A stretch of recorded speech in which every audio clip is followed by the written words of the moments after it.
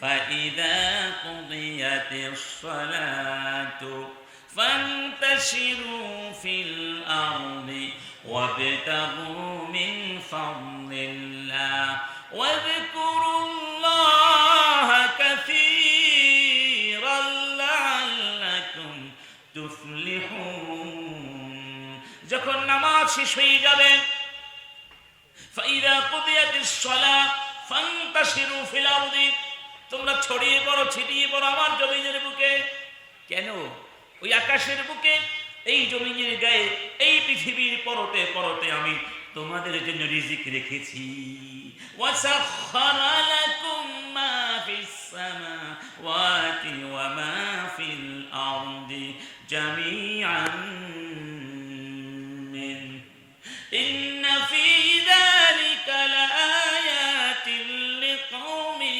ইয়াতাফাক্কারুন সুবহানাল্লাহ আমি সমগ্র সৃষ্টিকে তোমাদের সেবায় নিয়োজিত করে দিয়েছি অতএব তোমরা নামাজ শেষ হয়ে গেলে আমার জমিনে রিজিকের অন্বেষায় চলে যাও তবে আমাকে আবার ভুলে যেও না আমাকে স্মরণে রেখো বেশি বেশি জিকির করো তাহলে তোমরা সফল হতে পারবে অতএব হালাল রিজিক এবং নামাজ রোজা এগুলোকে আলাদা করে দেখার কোনো সুযোগ নেই তলাবুল হালালি ফারিদাতুন বা'দা ফারিদা হালাল অন্বেষণ করা ফরজের পরে ফরজ নামাজ একটা ফরজ এটা আরেকটি ফরজ ওই ফরজ শেষ এবার হালাল উপার্জনের জন্য আমরা জমিনে ছড়িয়ে ছিটিয়ে পড়ব ঠিক না ঠিক আমার বন্ধুগণ রাসূল কারীম বলছেন মান আমসা কাল্লান আমসা মাগফুরান লাহ যেই ব্যক্তি সারাদিন কষ্ট করলো উপার্জন করতে গিয়ে ক্লান্ত শান্ত হয়ে ঘরে সন্ধ্যায় ফিরল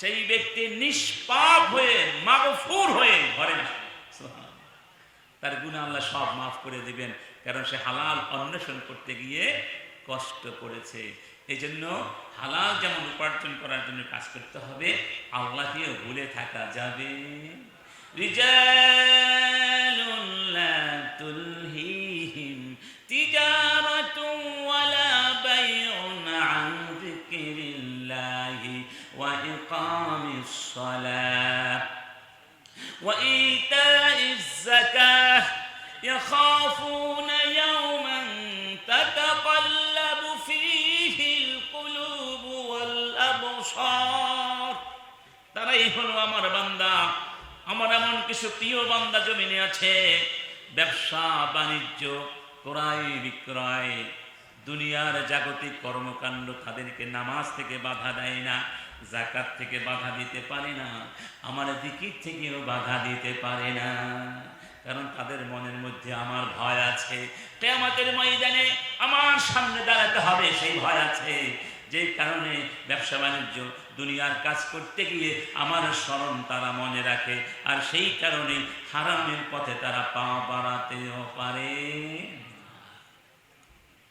আমার বন্ধুগণ যেই দেহের মধ্যে হারাম ঢুকবে সেই দেহ জান্নাতে যাবে যাবে এক সাহাবীর নাম ছিল সাদ বিন আবি ওয়াক্কাস বললেন ইয়া রাসূলুল্লাহ উদউল্লাহ কাই আকুনা মুস্তাজাবাদ দাওয়া রাসূল আমার জন্য দোয়া করে দিন আমি যেন আল্লাহর কাছে এমন ব্যক্তি হতে পারি যে দোয়া করলেই দোয়া কবুল হয়ে যাবে যাকে বলা হয় মুস্তাজাবুদ দাওয়া নবীজি বললেন আজিব আতিব মা তুআমাক আতিব মা তুআমাক তাকুন মুস্তাজাবাদ দাওয়া তুমি হালাল খাও তাহলে তুমি যা বলবে তাই কবুল হয়ে যাবে সুবহানাল্লাহ ওয়া ইন্নাল আবদা লা ইয়াকযিফুল লুকমাতাল হারামা ফি জাওফি মা তুকব্বিলা মিনহু আমালুন 40 ইয়াওমান কোন বান্দা যদি এক লোকমা খাবার এক লোকমা হারাম খাবার তার পেটে ঢুকিয়ে দেয় কয় লোকমা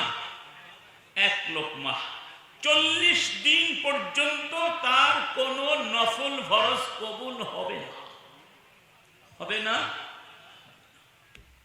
ওয়া আইয়ুমা জাসাদিন নাবাতা মিন সুহতিন ফান্নারু আউলা বিহ যেই দেহের মধ্যে হারাম ঢুকবে হারাম দিয়ে যেই দেহটা পরিপুষ্ট হবে সেই দেহ জাহান্নামের জন্য বরাদ্দ হয়ে যায় জান্নাত থেকে জাহান্নামের জন্য সে বরাদ্দ হয় জান্নাত হারাম হয়ে যায় তার জন্য কি হয়ে যায় হারাম হয়ে যায় আমার বন্ধুগণ, এই জন্য ইসলাম শিখিয়েছে যে এই পৃথিবীতে মানুষ যা কিছু খায়, মা আকালা আহাদুন তাআমান কাত্তু আতয়াবা মিন আন ইয়াকুলা মিন আমালি ইয়াদিহি, নিজের হাত দিয়ে হালাল উপার্জন করে মানুষ যা খায় এর চেয়ে শ্রেষ্ঠ, সুন্দর, এর চেয়ে ভালো মানের, উৎকৃষ্ট মানের কোনো খাবার পৃথিবীতে কেউ খেতে পারে? তাহলে কি দেখলাম? হালাল উপার্জন করাটা ফরজ, এটা জিহাদের সমপর্যায়ের ইবাদত, এবং হালাল উপার্জন করে বাঁচতে চাইলে আল্লাহ গুনাহগুলো মাফ করে দিবেন এবং জান্নাত এর ব্যবস্থা করে দিবেন ইনশাআল্লাহ। আপনার পরবর্তী প্রজন্ম এই হালাল দিয়ে প্রতিপালন করতে পারলে এরা সত্যিকার অর্থে ভালো মানুষ হবে। ইমাম আল বুখারী বলেছিলেন, লা আ'লামু মিন মালি দিরহামান মিন হারাম ওয়ালা দিরহামান মিন শুবহা, আমি যেই সম্পদ রেখে যাচ্ছি আমার সন্তানের জন্য, তার নাম ছিল ইসমাঈল, ইমাম আল বুখারী, আমার সন্তানের জন্য যা রেখে যাচ্ছি এই সম্পদের মধ্যে একটা হারাম টাকা নেই, এমনকি হারামের সম্ভাবনা আছে এরকম একটি টাকাও আমি রেখে গেলাম না, যা রেখে গেলাম 100% হালাল। কতটুকু কনফিডেন্স নিয়ে কথা বলেছেন! সে হালাল সম্পদ দিয়ে তার মা তাকে লালন পালন করেছিলেন, তাই তিনি হতে পেরেছিলেন জগৎ বিখ্যাত ইমাম আল ইমামু আল বুখারী রাহিমাহুল্লাহ। ইমাম বুখারীর মতো সন্তান তৈরি হবে, ইমাম শাফিঈর মতো সন্তান তৈরি হবে, ইমাম আহমদ বিন হাম্বলের মতো সন্তান তৈরি হবে, ইমাম আবু হানিফা আল ইমামুল আযম তাদের মতো সন্তান তৈরি হবে যদি আপনি হালাল টাকা দিয়ে আপনার সন্তানদেরকে লালন পালন করতে। এই জন্য তারা হালাল খাওয়ার জন্য সবসময় প্রস্তুত ছিলেন। হারাম খাওয়ার কি কি পন্থা আছে এই বিষয়ে একটু আলোকপাত করা দরকার। একটা হলো ধোঁকাবাজি করা। কি করা? ধোঁকাবাজি করে মানুষ যা কিছু কামাই করে, উপার্জন করে, সব কি হারাম, ফি হারাম, ফি হারাম, ফি হারাম, মান গাশশা ফালাইসা মিন্না। এখন বলুন, আজকের পৃথিবীতে ধোঁকাবাজি করে না এমন মানুষ পাওয়া খুবই দুষ্কর নাকি খুব সহজ? যার কাছেই যাবেন ধোঁকা খেয়ে আসতে হবে, বিশ্বাস করলেই ধোঁকা দিয়ে দিবে। রাসূল কারীম বাজারে গিয়েছিলেন না, এক বিক্রেতা খাবার পণ্য মজুত করে দাঁড়িয়ে রয়েছেন, গম বা জব বা ভুট্টা যাই হোক। রাসূল ফাদখালা ইয়াদাহ, তিনি হাত ঢুকিয়ে দিলেন সেই সুব্রামায় খাবার স্তূপের ভেতর থেকে এক মুষ্টি খাবার বা গম বের করে এনে দেখলেন ভেতরের গমগুলো ভেজা, বাহিরের গমগুলো শুকনা। ধোঁকাবাজি। বললেন, মা হাদা ইয়া সাহিবাত তাআম, কি ব্যাপার, তুমি কি করছো? তখন সেই লোকটি বলল, ইয়া রাসূলুল্লাহ আসাবাহুল মাতার, বৃষ্টি হয়েছিল তো তাই ভিজে গেছে। রাসূল কারীম বললেন, আফালা জাআলতাহু ফাওকাত তাআম, তুমি কেন এই ভেজাগুলোকে উপরে রাখলে না? কাইয়ারাহুন নাস, যাতে করে ক্রেতারা দেখে শুনে ক্রয় করতে পারে, কেউ ধোঁকা এবং প্রতারণার শিকার না হয়। এটা কেন করলে না? শুনে রেখো, মান গাশশা ফালাইসা মিন্না, যারা ধোঁকা দিবে তারা আমার উম্মত নয়। মিথ্যাচারের মাধ্যমে, আমানতের সাথে খেয়ানত করে মানুষ যা কিছু উপার্জন করবে সব হারাম। আপনাকে একটা অফিসের দায়িত্ব দেওয়া হয়েছে, আপনাকে একটা প্রশাসনিক পদে দায়িত্ব দেওয়া হয়েছে, যদি আপনি বিশ্বাসের সাথে খেয়ানত করেন এটা হারাম হবে। ওই হারাম দিয়ে সন্তান প্রতিপালন করলে ওরা মানুষ হবে। ইমাম ইবনুল আব্দুল্লাহ বিন মুবারক, তাকে সবাই আপনারা চিনেন, আব্দুল্লাহ বিন মুবারক, তার নাম আব্দুল্লাহ, বাবার নাম মুবারক। তিনি বিশ্বের অন্যতম একজন হাদিস বেত্তা, তার বাবার নাম মুবারক। মুবারক ছিলেন দাস, কৃতদাস। ওই যুগের এক বিচারকের নাম ছিল ইউনুস।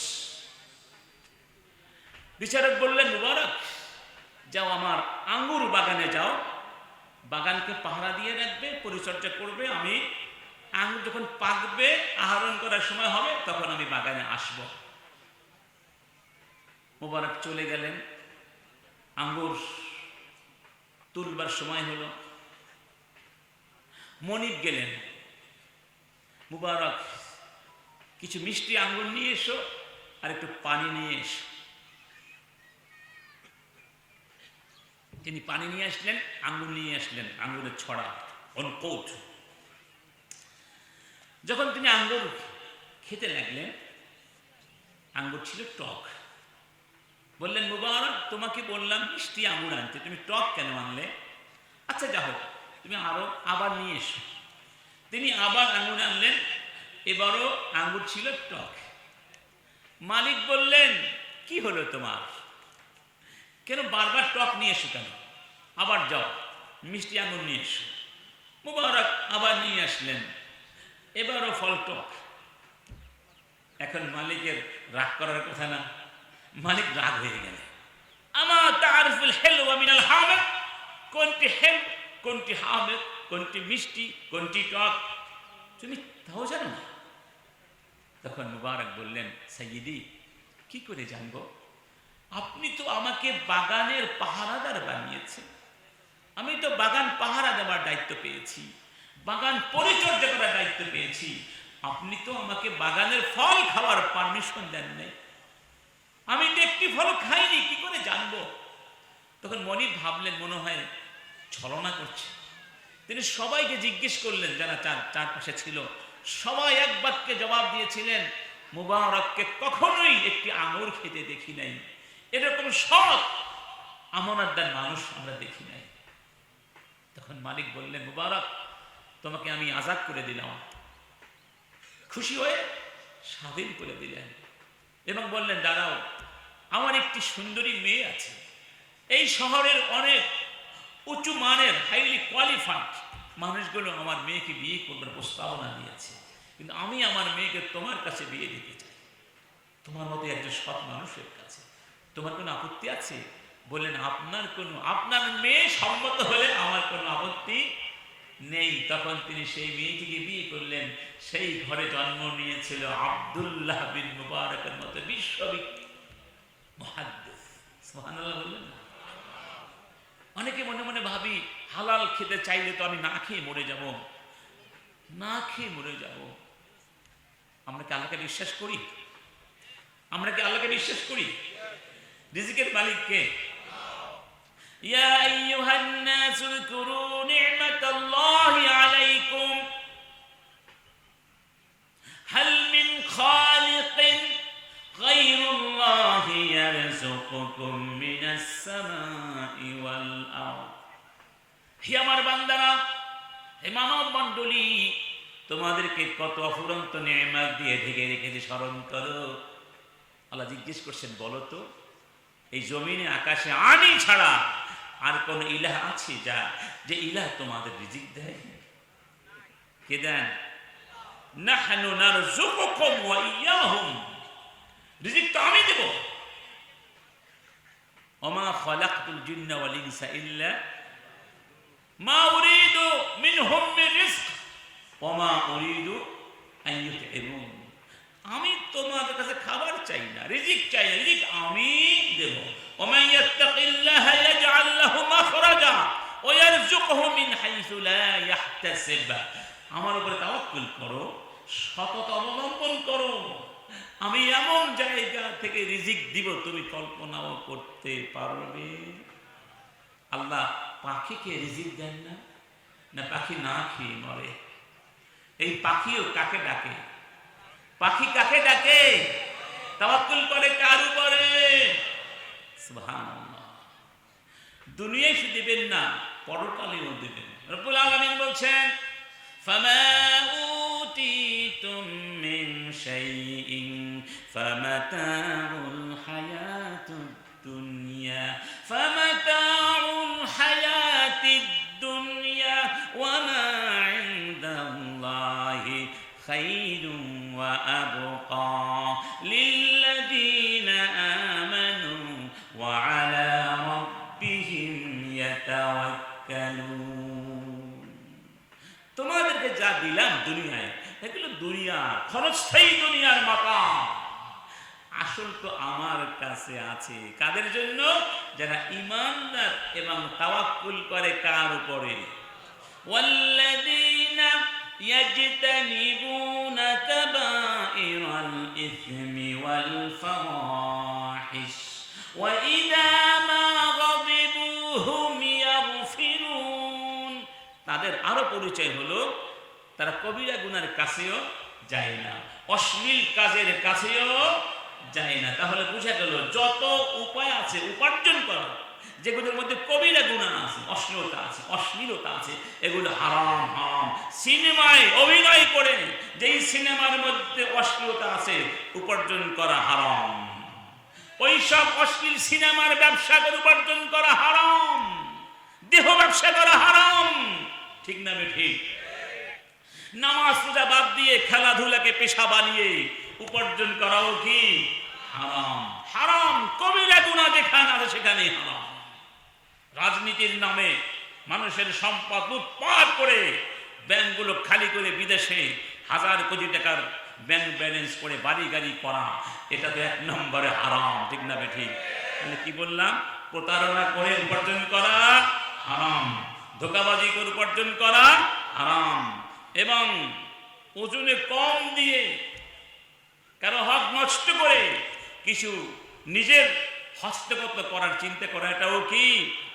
ওয়াউফুল কাইলা ওয়ালা তাকুনু মিনাল মুখসিরিন ওয়াজিনু বিল কিসতাসিল মুস্তাকিম ওয়ালা তাবখাসুন নাস আশিয়াআহুম ওয়ালা তা'আসু ফিল আরদি মুফসিদিন ওয়াত্তাকুল্লাহ ওয়াত্তাকুল্লাযী খালাকাকুম ওয়াল জিবিল্লাতাল আউওয়ালিন ক্বালা ইন ক্বালু ইন্নামা আনতা মিনাল মুসাহহারিন ওয়া ইন আনতা ইল্লা বাশারুম মিসলুনা ফাতি বিআয়াত ইলা আখিরা। তো শুআয়ব আলাইহিস সালাম বলেছিলেন, তোমরা যখন ওজন করবে সঠিক বাটখারা দিয়ে ওজন করবে, মানুষকে ঠকাবে না, কারণ হক কম দিবে না। তাহলে দুনিয়া ফাসাদ সৃষ্টি হবে। ফাসাদ সৃষ্টি করো না, সম্পর্ক নষ্ট করো না। আল্লাহর কসম, যদি সবাই সিদ্ধান্ত নেয় আমি হারাম খাবো না, সমাজে কোনো মারামারি থাকবে না। থাকবে? মারামারি কখন হয়? যখন একজন আর একজনের হক অন্যায়ভাবে কেড়ে নিয়ে খেতে চায়। ঠিক না ঠিক? আল্লাহ পাক বলছেন, ওয়ালা তাআকুলু আমওয়ালাকুম বাইনাকুম বিল বাতিল ওয়া তুদলু বিহা ইলাল হুক্কামি লিতাআকুলু ফারিকাম মিন আমওয়ালিন নাসি বিল ইসম ওয়া আনতুম তা'লামুন। সাবধান, অন্যদের সম্পদ অন্যায়ভাবে খেও না। অন্য মানুষের সম্পদ তোমার নিজের করার জন্য বিচারকদেরকে ঘুষ দিয়ে প্রভাবিত করো না। অতএব ঘুষ খাওয়া হারাম। ঘুষ খাওয়া কি? ঘুষ খাওয়া কি? ঘুষ ছাড়া এখন কোন প্রশাসনিক দপ্তর আছে? কি বলেন আছে? আমরা স্বপ্ন দেখেছিলাম 5 তারিখের পরে অগাস্টের নতুন বাংলাদেশে কোনো ঘুষ থাকবে না, দুর্নীতি থাকবে না। কিন্তু এখন দেখা যাচ্ছে অনেক জায়গায় আগের চেয়ে ঘুষের মাত্রা আরো বেড়ে গেছে। তার অর্থ হলো আমাদের যুব সমাজ, তোমরা যারা বুকে রক্ত দিয়ে এদেশকে একটা স্বাধীনতা এনে দিয়েছিলে, তোমরা যারা আবার সেই ফ্যাসিবাদের চূড়ান্ত চিহ্ন 32 নম্বরকে মাটির সাথে গুলিয়ে দিতে পেরেছ, আগামী দিনে আরেকটি বিপ্লব তোমাদের করতে হবে। সেই বিপ্লবের মাধ্যমে এই দেশকে দুর্নীতি এবং সুদ ঘুষ মুক্ত করতে হবে। যেই দিন তোমরা বাংলাদেশকে ঘুষ মুক্ত করতে পারবে, প্রশাসনকে ঘুষ মুক্ত করতে পারবে, সেই দিনে এই দেশ স্বাধীন হবে এবং সেই দিন থেকে বাংলাদেশকে সোনার বাংলাদেশ করা সম্ভব হবে। ওই প্রশাসনের পরতে পরতে, প্রশাসনের ডালপালায় ফেসিবাদের দোসরদেরকে রেখে, ঘুষখোরদেরকে রেখে, হারামখোরদেরকে রেখে স্বাধীন বাংলাদেশ কোনোদিন গঠন করা যাবে না। আমার বন্ধুগণ, ছাত্র জনতার সাথে যদি আগামী দিনে বিপ্লবের ডাক আসে, ঘুষমুক্ত প্রশাসন, চাঁদাবাজ মুক্ত প্রশাসন। অংশগ্রহণ করতে কারা কারা রাজি আছেন? আমরা তোমাদেরকে বললাম, আমরা তোমাদের সাথে আছি, তোমাদের সঙ্গে আমরা রক্ত দিব, এই বাংলাদেশকে ঘুষ মুক্ত করবো ইনশাআল্লাহ। সবাই একমত ইনশাআল্লাহ? লাআনাল্লাহু আর-রাশি ওয়াল মুরতাশি। যারা ঘুষ দেয়, ঘুষ খায়, সবাই কোথা যাবে? সবাই অভিশপ্ত, মালউন ফিন্নার, সব জাহান্নামে যাবে। বিশেষ করে অবৈধ উপার্জনের বড় একটা ভয়ানক দিক হলো ক্ষমতার অপব্যবহার। ক্ষমতার অপব্যবহার। সবাই তো কিছু না কিছু ক্ষমতা নিয়ে থাকে সমাজে, ঠিক না? এটা যারা অপব্যবহার করে নিজের স্বার্থে কাজে লাগাবে, তারা হারাম খাবে। হারাম হারাম হারাম। কি খাবে? রাসূল কারীম এক সাহাবীকে পাঠালেন যাকাতের মাল সংগ্রহ করতে।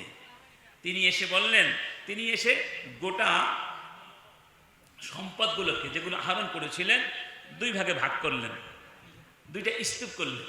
বললেন এগুলো যাকাতের মাল, ওয়াহাদা উহুদিয়া ইলাইয়া, আর এগুলো আমাকে হাদিয়া দেওয়া হয়েছে।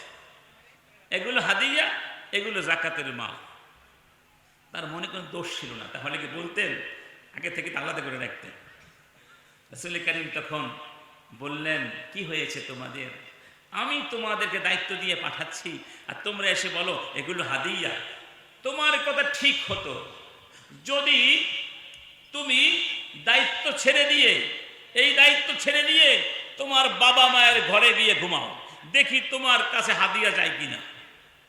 কি বলেন, যাবে? যত মন্ত্রী বলেন, মিনিস্টার বলেন, যত বিচারপতি বলেন, যদি ওই দায়িত্বে না বসানো হতো তাহলে কি আর পকেটে পয়সা যেত? খাটের নিচে বড় বড় মাছ যেত? বলে আপনাকে হাদিয়া দিয়েছি, তখন হাদিয়া আসতো না। এগুলো হাদিয়া নয়, এগুলো ওই যে পদ পদবি পেয়েছ, ওই পদ ব্যবহার করে অবৈধ সুযোগ সন্ধানীরা সুযোগ পেতে চায়, ঠিক না বেঠি? রাসূল কারীম বললেন, শুনে রেখো, যাদেরকে দায়িত্ব দিয়েছি এবং দায়িত্ব দেওয়ার পরে বেতন ভাতাও ব্যবস্থা করে দিয়েছি, এর বাহিরে যদি একটা সুই পর্যন্ত জিনিস তোমরা উপার্জন করেছো, নিয়েছো, গ্রহণ করেছো, লুকিয়েছো, যা কিছু তোমরা এর বাহিরে নেবে, তোমাদেরকে চোর হিসাবে গণ্য করা হবে এবং কিয়ামতের ময়দানে আল্লাহর সামনে তোমাদেরকে চোর বানিয়ে আনানো হবে। চোর। তাহলে বাংলাদেশে গত 16টি বছর ধরে যারা খুন করলো, গুম করলো, ক্ষমতার অপব্যবহার করে আলেমদেরকে জঙ্গি বানিয়ে, ঘুষ নিয়ে নিয়ে, গ্রেফতার মামলা বাণিজ্য করে ঘুষ নিয়ে নিয়ে আঙ্গুল ফুলে বটগাছ হয়ে গেল, এগুলো সব চোরের দল, ডাকাতের দল। এগুলো জাতীয় তস্কর, জাতীয় বেঈমান গাদ্দার। এই সবগুলো চোরের লিস্টি করবেন। লিস্টি করে আগামী দিন যখন সুযোগ আসবে সমস্ত চোরের হাত কেটে দেওয়া হবে। সেই বাংলাদেশ যতদিন হবে না ততদিন আমাদের এই আন্দোলন ক্ষান্ত হবে না ইনশাআল্লাহ। আল্লাহ পাক আমাদেরকে হালাল খাবার তৌফিক দান করুন। আজকে থেকে সিদ্ধান্ত নিতে হবে, এক বিন্দু হারাম এই পেটে ঢুকাবো। ওমর ইবনে খাত্তাব জন্য বলতেন যে কুন্না নাদাউ তিসআতা আশার রিজকি মাখাফাতাল হারাম, 10 ভাগের 9 ভাগ ছেড়ে দিতাম হারামের ভয়ে। ওগুলো হালাল, কিন্তু একটু একটু সন্দেহ থাকতে পারে। হালাল থেকেও 10 ভাগের 9 ভাগ ছেড়ে দিতাম, 1 ভাগ শুধু খেতাম। অতএব যদি আমরা চাই দোয়া কবুল হোক, ইবাদত কবুল হোক, তো হালাল খেতে হবে। রাসূল কারীম সেজন্য বলেছেন যে একজন মুসাফিরের কথা বললেন, যেই মুসাফির ক্লান্ত শ্রান্ত হয়ে হাত তুলেছে আল্লাহর কাছে, ধুলায় ধূসরিত, ইয়া রব ইয়া রব। সফরের দোয়া কবুল হয় না, কিন্তু তার দোয়া কবুল হবে কিভাবে? ওয়া মাকালুহু মাতআমুহু হারাম, মাতআমুহু হারাম, হারাম খেয়েছে। ওয়া মাশরাবুহু হারাম, হারাম পানীয় পান করেছে। ওয়া মালবাসুহু হারাম, হারাম টাকা দিয়ে কাপড় কিনেছে। ওয়াকাদ গুযিয়া বিল হারাম, হারাম দিয়ে দেহটাকে পরিপুষ্ট করেছে। ফাআন্না ইস্তাজাবু লাহু, তার দোয়াটা কবুল কিভাবে হবে? অতএব দোয়া কবুল হবে না, ইবাদত কবুল হবে না, কোনো কিছু আল্লাহর কাছে কবুল হবে না যতদিন পর্যন্ত আল্লাহর জন্য, আল্লাহ বিধান মেনে হালাল পন্থায় আমরা উপার্জন করব, হারাম হালাল পন্থায় খাবো। অফিস সামাই রিজকুকুম, আল্লাহ বলেছেন তোমাদের রিজিক আমি জমিনে রেখেছি, আকাশেও আছে। অতএব তোমরা রিজিকের চিন্তা করো না, আমি রিজিকের দায়িত্ব নিলাম, তোমরা কষ্ট করো, শ্রম করো, হালাল পন্থায় আমি রিজিকের ব্যবস্থা করে দেবো ইনশাআল্লাহ। আল্লাহ পাক আমাদের সবাইকে হালাল খেয়ে জীবন ধারণ করবার তৌফিক দান করুন। সবাইকে অনেক অনেক ধন্যবাদ জ্ঞাপন করে এখানে শেষ করছি। আসসালামু আলাইকুম ওয়া রাহমাতুল্লাহি ওয়া বারাকাতুহু।